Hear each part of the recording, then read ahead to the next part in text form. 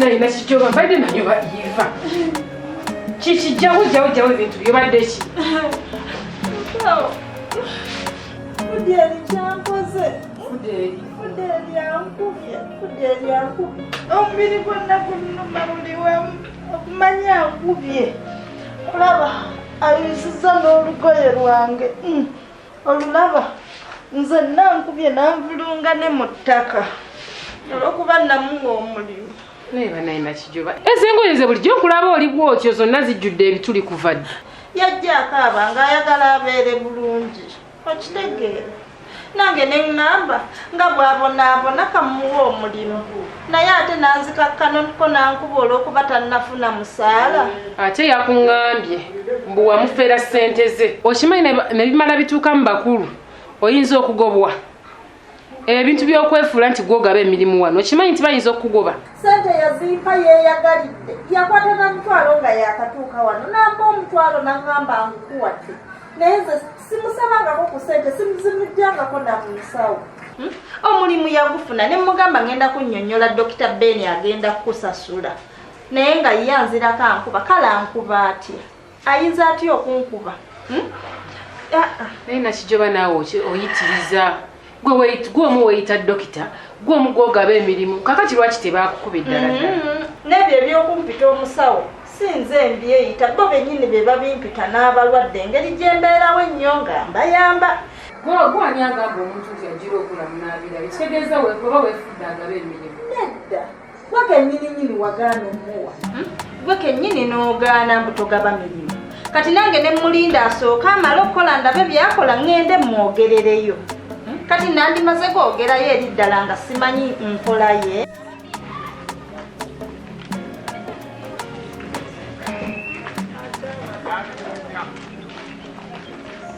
Gwe kyekiriwo? Kyekiriwo oyagala? Ya ndi wano. Ogamba otya? Ndi bulungi. Ndi bulungi? Naye gwe wava wano ng'oŋŋamba ogenda kuleeta ssente zange kawungeezi. Ssente zange ziri omaze nakumeka nga toleeta ssente zange?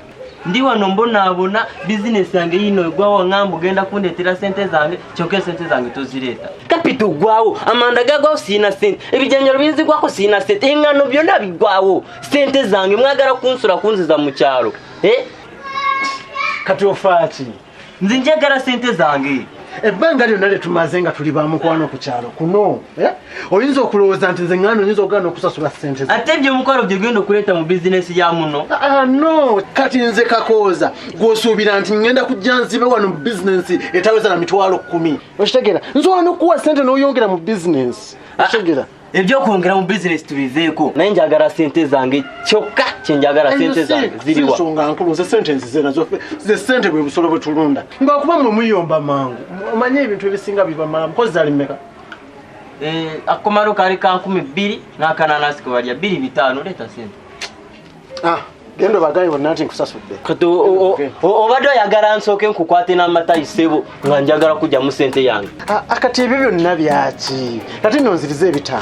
Siina change ojja bikima ng'okomyewo. Kati kola bwoti. Kati kwata ompyayo akakomanda akalala ka 2. Okitegeera onguliremu ebyo 5 akananansi nja kukuwa 2 nga nkomyewo. Wali olina okwogererawo bw'olwanira bye Dr. Ben n'omunnyonnyola nti waliwo omuntu ayeetaaga okukola nti yeetaaga mulimu so si gwe kumugamba nti kola kuba okimanyi bulungi Dr. Ben yagaba wano emirimu. Nkimanyi teyaliiwo. Emirundi gye yakajja wano ng'oyo omuvubuka waali nga mingi. Naye era tekitegeeza kunkuba abadde talina kunkuba. Naye omanyi nkolera ekintu kimu mpaayo omutwalo ogwo ngende ku poliisi. Njagala musibe ategere nti nze Kijoba tebanzannyirako. Tumuggyemu ssente agenda tusasula. Bannange Kijoba gwe tolowoolezaako ddala. Tontuma. Kaakati omusibe bw'ona omusibe ofunemu ki wuyo omusajja wattu naye azunga buzunzi anoonya mirimu. Azirina nga yasobola okumpa omutwalo nga yakajja. Njagala musibe atunde ekibanja ky'ewaabwe waatu ansasule. Atundeyo n'obubuzi. Ajja zifuna tezibula mukwate. Gwe tola nti gwe mukyamu. Ndi mukyamu wa.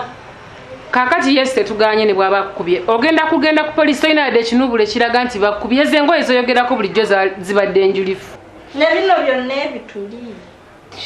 Kama bugambi yagala kukyusa ku ngoye naye olwo olugoye bulijjo luli bwe lutyo. Ankubye nze n'omugongo gwonna mpulira gunnuma. Wano wonna wayulise wadde wabaddewo akatuli katini naye keeyongedde. Olaba abanja gino emyezi 2 gyamazeewo ng'akola. Abanja ssente okufa obufi ekitegeeza tayina. Muleke tayina kyagenda naye kuwa. Kati musawo yagala nviiremu awo. Muleke naawe omulaba. Tayina. Nze sigenda viiramu awo. Ng'ayinza atya okunkuba nze nviiremu awo ye nga musanyufu. Waakirize banaamusasula kwanampa. Naye ng'akukubye. Niba nayina kijoba naawe tokyasoboka. Ali bulala.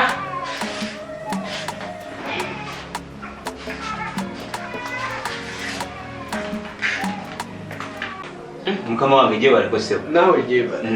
Tumanyi bampita fudde eri. Kulaba sigwa longosa. Nze ndongosa wano. Naye mukama wange ebbanga lye ndongoseza. Akasente sinakafuna. Ataka sente nze nakuwa omulimu. Gwe mbadde nkolera yambanga mbe mufere. Yanziba sente yanziba. N'omulimu gyennyini ng'otalina wano kyakola ki?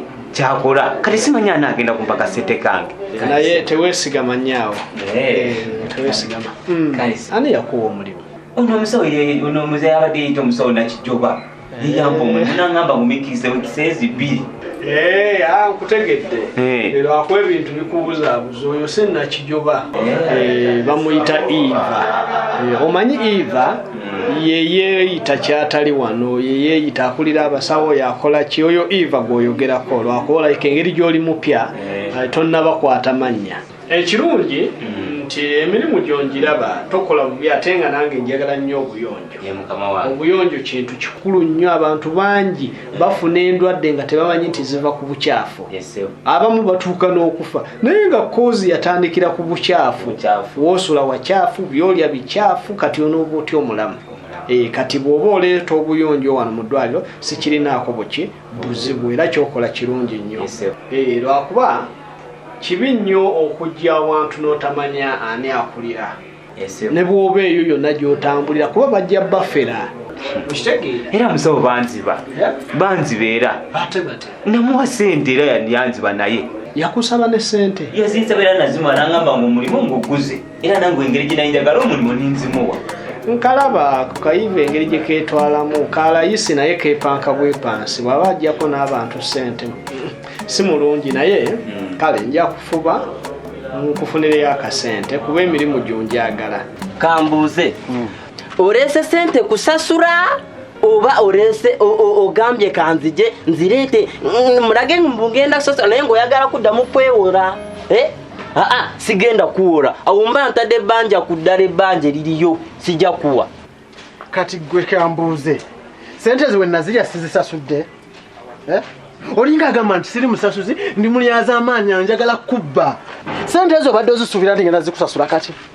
Lwaki mulina ebindowooza enkyamu kuba akasente wakampola nkakuleese nkakusasudde oli ate mukkalo byambeera. Kaakati omanye ekiriwo sigenda kwata ebbanja nditeeke ku ddala ebbanja siina sijja kuwa. Manyi ekizibu kye mulinamu Abanyarwanda mwe temwesiga abantu ate n'ekyokubiri guluuza abantu bamekayo gye bempiseeko besigulwako nzijangule ku ggwe wano kuba oli kyali wange. Niye ate bw'oyagala okkalubya embeera nze sikirinaako obuzibu mba nzirayo eri mbasimba kyali bange ghetto gye bali ayo batunda obukomando ekikomando akigula ekikomando nga kyamaanyi kiri eve. Bw'oba onyamba tukite wajja ozunga nkuyamba buyambi okugulako nze nkuyamba buyambi nti lwakuba oli kyali wano tuzunga ffenna ano ku kyalo singa seeto nze singa sigulako abana bagula basiika ebikomando nga ate biwooma muno omunnyo ogumu tegunoga.